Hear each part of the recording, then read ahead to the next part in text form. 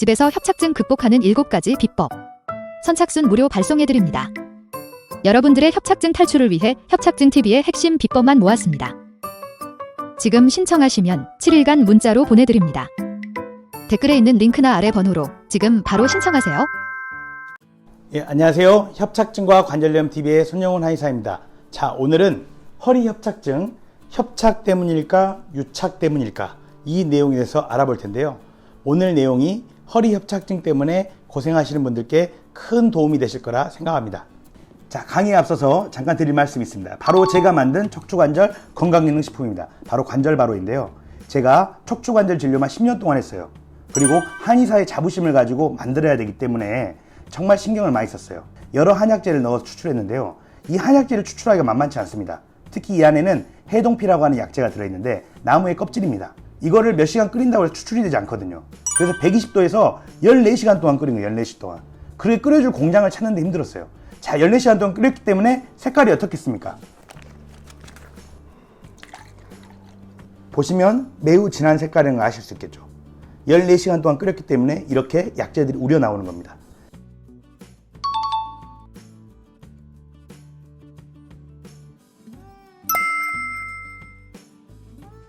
제가 정말 자신있게 만들었습니다.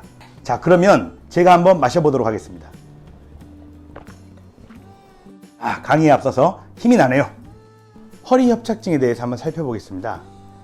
허리 협착증이 잘 치료되지 않는 이유, 바로 이러한 문제가 있기 때문인데요.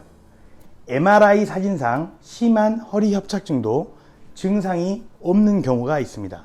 반면 MRI 사진상 심하지 않은데 증상은 오히려 심한 경우가 있죠. 즉 뭐냐, MRI 사진상 허리 협착증이 있다는 것은 구조적인 협착입니다. 이 구조적 협착이 심해도 증상이 없는 경우가 있고, 구조적인 협착이 심하지 않아도 증상은 심한 경우가 있어요. 즉 구조적인 협착과 증상이 일치하지 않는다는 것이죠. 바로 이것이 허리 협착증의 문제입니다.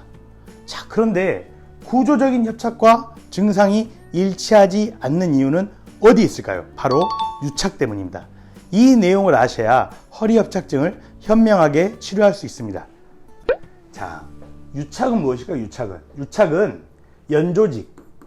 연조직이라고 하면 연한 조직, 인대라든가 근육이 딱딱하게 굳어진 것, 이것을 유착이라고 합니다. 그런데 이 유착은 MRI에 보여요? 안 보여요?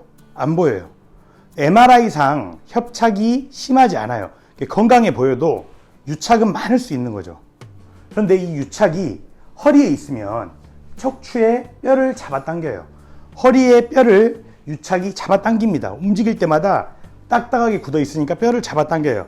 뼈를 잡아당기면 뼈에는 감각세포, 즉 통증을 느끼는 세포가 많거든요. 유착이 잡아당기니까 뭘 느끼게 돼요? 통증을 느끼게 돼요. 허리에 통증을 느끼게 됩니다. 그래서 MRI상 협착이 있든 없든 허리에 유착이 있으면 사람은 허리 통증을 느끼게 돼요. 유착이 매우 중요한 거예요. 나는 허리 협착증인데 허리 통증을 느낀다, 이런 분들은 허리에 유착이 있는 것이죠.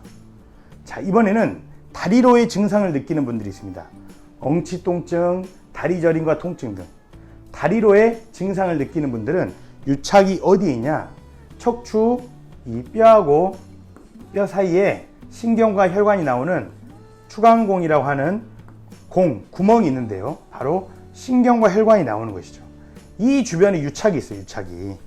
이 주변에 유착이 있으면 신경과 혈관을 압박하기 때문에 다리로의 증상을 느끼게 되죠. 이 역시도 유착으로 인해 발생하는 것이죠. 다시 한번 정리하자면, 허리에 협착이 있다 그래서 다 증상을 느끼냐? 그렇지 않다. 허리에 협착이 있어도 증상이 없는 경우가 있더라. 왜? 유착이 없으면 증상이 없더라. 그런데 허리에 협착이 없어도 유착이 있다면 증상이 있더라. 허리에 유착이 있을 때는 허리 통증, 추간공이라고 하는 이 조직 주변에 유착이 있을 때는 다리로의 증상을 느끼는 경우가 많더라는 거예요. 그래서 우리가 구조적 협착에 따라서 치료를 했는데도 잘 낫지 않을 때는 바로 협착이 원인이 아니라 유착이 원인일 수도 있다, 이 생각을 하셔야 합니다. 자, 그러면 인대라든가 근육의 연조직이 딱딱하게 굳어버린 이 유착을 어떻게 해결할 수 있을까요? 바로 도침으로 해결할 수 있습니다. 도침은 뭐냐? 칼 도자에 침자를 쓰죠. 칼 모양의 침이라는 겁니다. 어디가 칼 모양이냐? 침 끝이 미세한 칼날 모양으로 생겼어요. 일반 침은 바늘 모양이에요. 바늘 모양. 이것은 끝이 칼날 모양으로 생겼어요.